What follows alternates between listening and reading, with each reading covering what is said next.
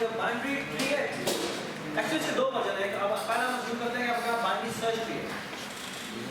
पहला सवाल है कि आपने बाइनरी सर्च ट्री है, आपने निकालना है ये हाँ चार्ट ऑफ पेरेंट नो, आपने कॉमन एंसेस्टर बताया। कॉमन एंसेस्टर का मतलब है कि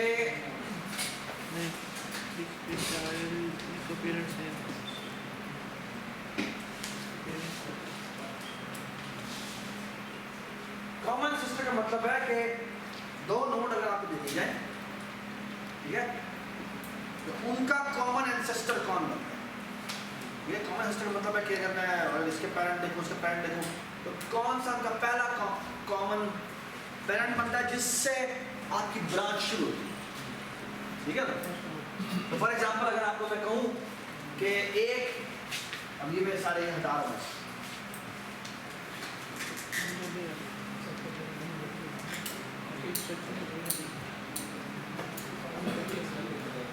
लेट्स से ये मेरे पास ट्री है, ठीक है।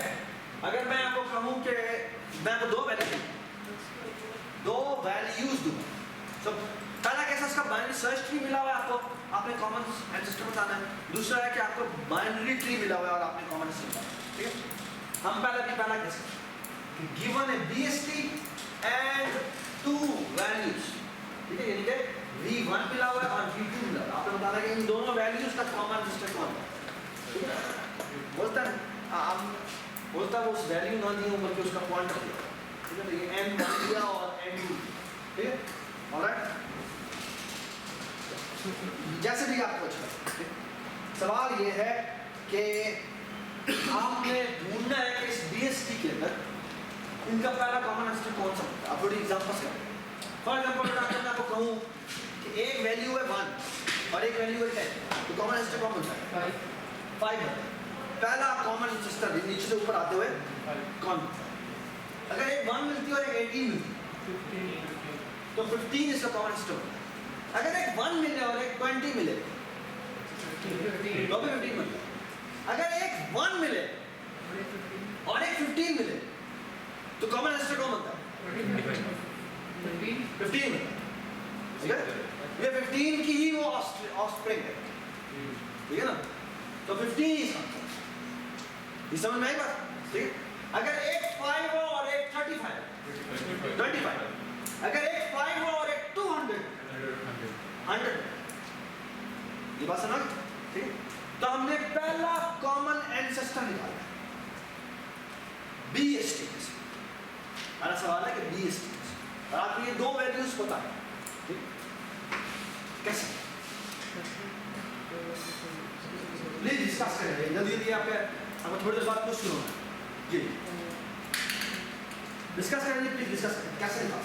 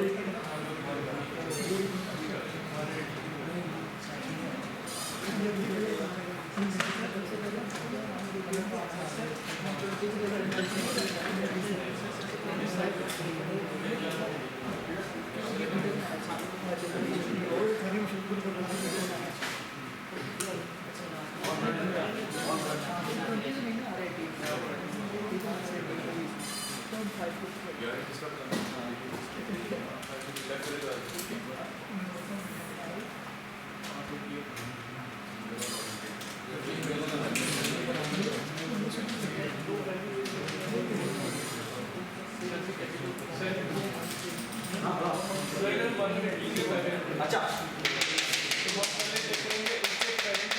सवाल देखिए क्या उसके पेरेंट को चेक करेंगे, ठीक है। अच्छा अब 20 आ रहा है 18 का, तुम कौन सी कनेक्शन ले रहे हो, वैल्यू ले रहे हो या पैकेट या क्वार्टर ले रहे हो? Copy value. तो वैल्यू ले तो क्या हुआ? तो 20 जो है वो होगा बेसिकली इन दोनों के दरमियान में नहीं आएगा, 1 और 18 के। 18 से बड़ा है और 1 से भी बड़ा है, मतलब कि दोनों से बड़ा जा रहा है। तो हम तो ऐसी वैल्यू फाइंड करेंगे जो दोनों के मिड में आ रही है। जैसे 15 है, दोनों के मिड में आ रहा है 18, 15 और 1। वही करना है कैसे बात तो हम उसके पेरेंट को कंपेयर कर लिएगा, है पेरेंट को हम दोनों नोड से कंपेयर करेंगे। फिर उसके बाद नहीं होगा तो उससे ऊपर जाएंगे, वो 15 पे चला जाएगा। 15 जो है वो 5 और 20 के दरमियान में, वो 5 और 20 के दरमियान में आ रहा है, तो फिर वो हमारा समझ में आएगा नहीं क्या कहना हाँ ओके जैसे अगर 1 और 18 को कंपेयर करेंगे ना उसके पेरेंट को, ऊपर चला जाएगा 1 का 5 हो जाएगा और 18 का 20 हो जाएगा। 20 का फिर जब फिर पेरेंट लेंगे तो दोनों का सेम निकलेगा 15, तो वो रिटर्न रहा नहीं ये नहीं करना। जिसका मैं पेरेंट है ना वो देखा हो सकता है अगर तुम दोनों के साथ पैरेंट लेते जा रहे हो तो हो सकता है एक ऊपर खड़ा और एक बहुत नीचे खड़ा। तो अगर तुम पैरेंट लेते लेते ऊपर आओगे तो एक बेचारा पीछे आता, तो वो पहले ऊपर पहुंच जाएगा तो मसला है। तो ये बात वो नहीं कह रहा, वो कुछ और बात है। वो कह रहा है हमने पहला ऐसा एंसेस्टर ढूंढना है जिसकी एक वैल्यू इसके इस तरफ हो और एक वैल्यू इसके इस तरफ, ये मसला है ना। तो वो कहता है कि मैं पहले बड़ी वाली वैल्यू ढूंढ लेता हूँ। हाँ फिर क्या करते हो? मैं फिर उसको कंपेयर कर लेता हूँ, उसके पैरेंट को देखता हूँ, बड़ी वाली वैल्यू देखिए ना, मैं उसके पैरेंट को देखता हूँ। अगर जो छोटी वाली वैल्यू है वो किधर लाई करती है, अब ये इशू है किस तरीके से निकाल कैसे निकाल ये सवाल। 1 का पेरेंट देखेंगे 5, हाँ 1 का पेरेंट 5 है, 18 का एक मिनट बात सुनो। बात अगर मैंने पता मसला पता क्या हमारा समझ नहीं आ रहा तुम्हें। तुम वो 20 के जो छोटी वैल्यू है वो इसके भी तो इधर हो सकती है। यानी अगर अगली वाली ये 20 लाख से मैंने माना 22 का, तो ये 22 के लिए तुमने इधर देखा तो इधर आ गया। तो तुम ये क्या 1 और 22 अगर मैं रखता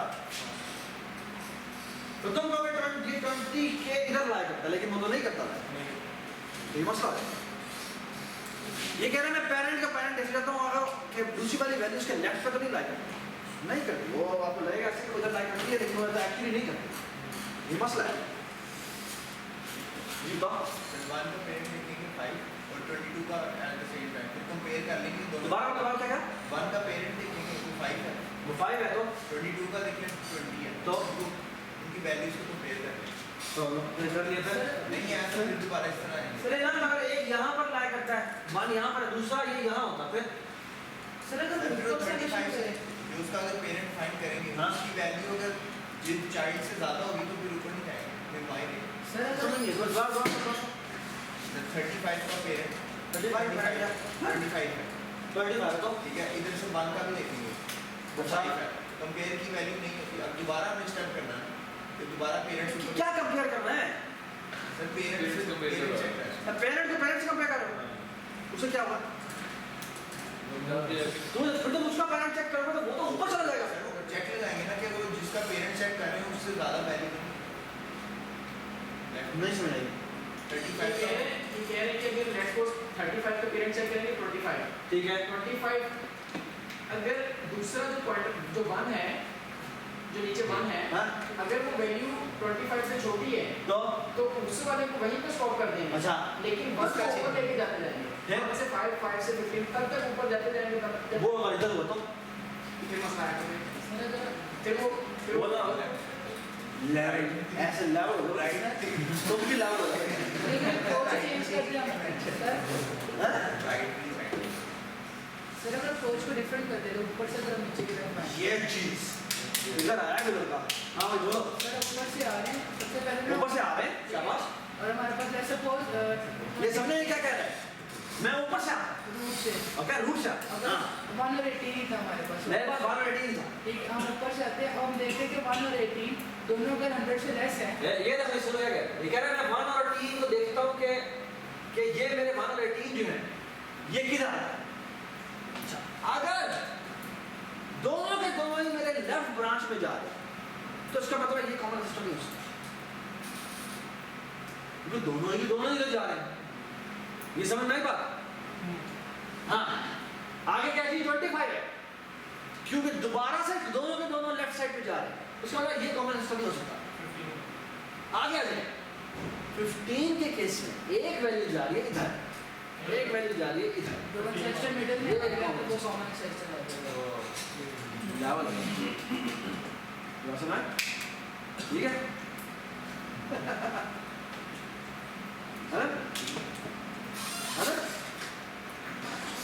ये काम नीचे से ऊपर आते हुए नहीं कर सकते, ठीक है ना? तो यहाँ से तुमने देखा कि यहाँ 20 है, ये इधर चला गया, उधर जा सकता है, I don't know, उसका वो ना हो, उसका हो, हाँ? ये समझ नहीं बात, है ना? ये नहीं कर सकते हैं, सर एक काम करें, अगर वो एक और तरीके से कर सकते सर 22 से 20 पे जाए, क्या? बीटी के अंदर क्या करें? माइनस नहीं माइनस सच की बात। सर एक अगर 20 से 20 पे जाए, अब 22 से 20 पे जाए, 22 से 20 पे चला गया, पेरेंट पे आ गया, अब वो पॉसिबल है। आप या पहले बात सुन लो प्लीज। आपके मुताबिक वो पॉसिबल है, 20 पॉसिबल है। 20 इसके लेफ्ट साइड पे आ सकता है। हाँ अब उसमें सॉरी 1 इसके लेफ्ट साइड पे आ सकता है। हाँ बस बताओ। अब वो पॉसिबल है, हमने वहाँ पे शुरू किया, ठीक है। अब 1 को ऊपर लेके जा रहे हैं, अच्छा। जैसे ही उसके पेरेंट का अगर कोई चाइल्ड वो 20 या 20 मिल जाता है उसको, तो वो कहते हैं कि वो 15 में है, वरना वो 20 ही उसका पेरेंट होगा बेसिकली। क्या बात कर रहे हो तुम मुझको समझ। सर अगर 22 से वो 20 में जाता है, हाँ। अब ये पॉसिबल है। अच्छा। हमने इसको यहाँ भी रोक दिया, ठीक है। अच्छा अब 1 को ऊपर लेके जाइए जा रहे हैं, अच्छा, ठीक है। 1 को 5 पे लेके गए, फिर 5 का हमने चाइल्ड चेक कर लिया कि वो 20 तो नहीं बन रहा, फिर हमने 15 के चेक कर लिए। कैसे पता लगेगा यार 5 का चाइल्ड और 20 है ये? सर लेफ्ट और राइट चेक कर लें। हैं? तो यार वो नीचे हुआ फिर सर मैं कह रहा हूँ 20 को ये क्या अप्लाई कर रहा हो तो फिर सर मैं वही कह रहा हूँ, उसको ऊपर लेके जाते हैं साथ साथ, हर के पेरेंट को चेक करते हैं। तो तुम्हें पूरी ब्रांच चेक करनी पड़ेगी यार। उसकी ब्रांच चेक करेंगे। तो वो तो गलत हो जाएगा, वो तो ऑफ इस दो जिसने आइडिया दिया है वो ऑफ एक्स में चलता है। ये एक जब नीचे आता है हाइट ज्यादा नीचे नहीं आएगा, वो तो ये ऑफ है। तुम्हारा तो पूरा ट्री करना से शुरू कर देगा, बच जाएगा। ये रिकॉर्ड है ना। ऐसे करो हाँ ये सब नहीं बात ये तो यार लेकिन नीचे से मेरे ख्याल में कुछ ना कुछ फिर भी कर सकते हैं नीचे से ऊपर नीचे से ऊपर मेरा ख्याल है कि कुछ कर सकते हैं नीचे से ऊपर वाला नहीं ऊपर से नीचे वाला ही ठीक है फिर ऊपर से नीचे वाले में ना वैसे वैसे एक एग्जांपल दे रहा हूँ मैं कह रहा हूँ उसकी वजह था कि तुम जो इसने एग्जांपल जैसे तरीका बताया इसमें आप जो मर्जी कर लें आप कम्प्लेक्सिटी वो अफेक्ट किया ठीक है ना यार बस कर दो मेरी कौन सी है अच्छा यार बस मैं ये कह रहा हूँ कि जो इसने आइडिया बताया इसके आइडिया का सिर्फ इशू से छोटा सा ही है मतलब इशू नहीं है और मैं चलो खैर मैं आपको थोड़ी सी डिस्कशन लगा रहा हूँ कि तुमने फॉर एग्जांपल नीचे से ऊपर आया नीचे से ऊपर ही आ तो वो हम कैसे पहले तो मेरी ये ऊपर से नीचे आता है मैं कह रहा हूँ नीचे से ऊपर जाना कैसे तो सबसे पहले वैल्यू भी तो फाइंड करनी है ट्री में सॉरी वैल्यू भी तो फाइंड करनी है ट्री में तो वैल्यू है कि नहीं वैल्यू वैल्यू है वैल्यू है ये बात करता हूँ और ये भी तुम्हें पता है कि पहली वैल्यू छोटी होगी दूसरी वैल्यू बड़ी होगी ये भी टेंशन लो ट्री में फाइंड तो करनी है ना ट्री में फाइंड कर ली अच्छा ट्री में पॉइंटर मिला हुआ है टेंशन लो ठीक है क्या करें मैं ही कह रहा हूँ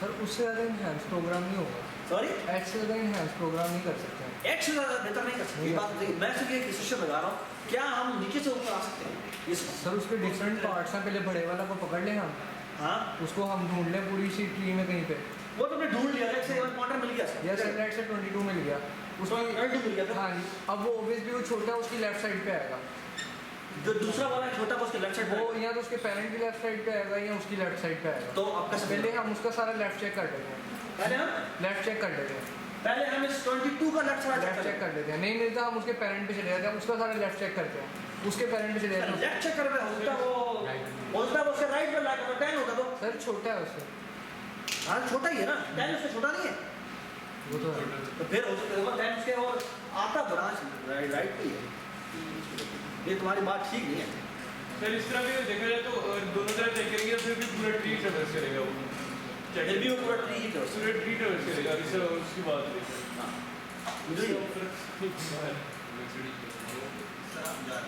अगर दोनों चेक करते हैं पूरे ट्री चेक करेंगे हाँ ये एक इशू है ना चलो खैर मुझे खुद ही पता कैसे सोचना ठीक है but we will think about it कि अगर हमें कोई सोल्यूशन मिलता है ठीक है चलिए कुछ स्टार्ट करने लगे okay be ready just but so everybody understand this idea क्या है ठीक है अच्छा काम निकाल ले जी यू विल हैव क्वेश्चन क्या है आपका लास्ट मिनट है प्लीज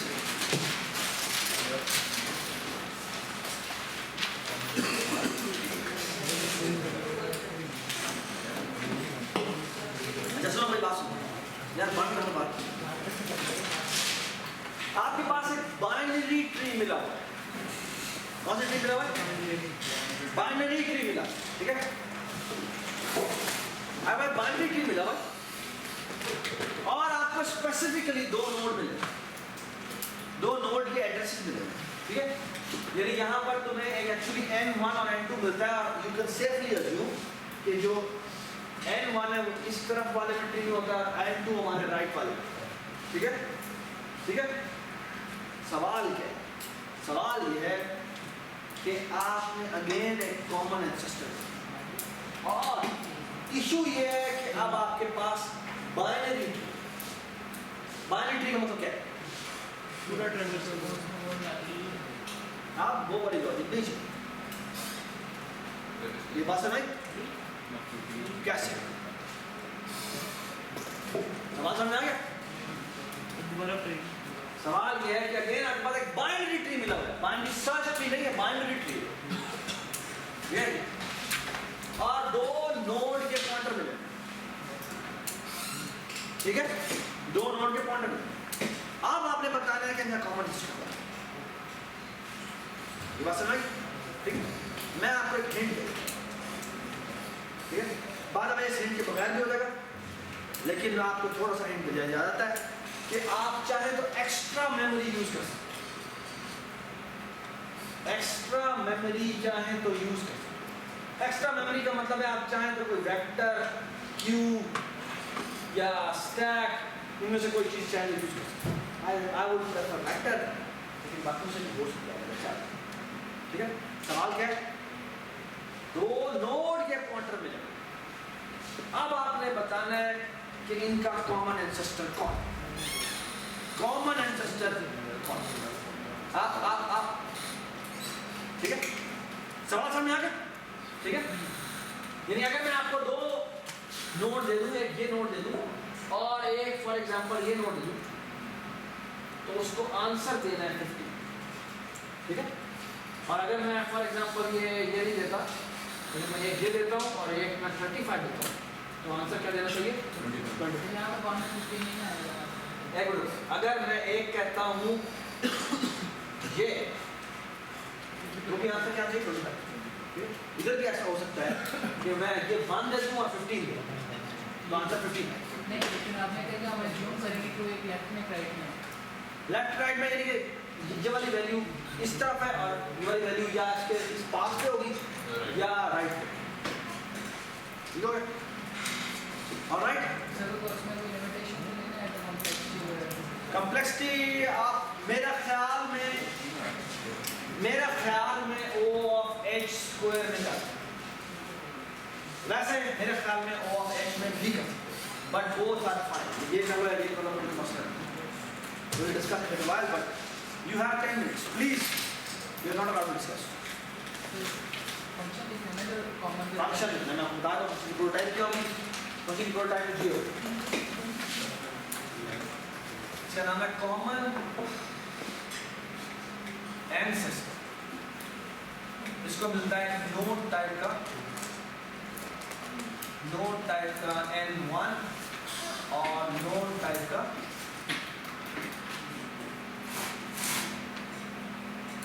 N2। ठीक है, रिटर्न टाइप क्या होगी? वो भी नोड ही टाइप का एक पॉइंटर जो कि उसका एंसेस्टर है। ठीक है, चलिए शुरू।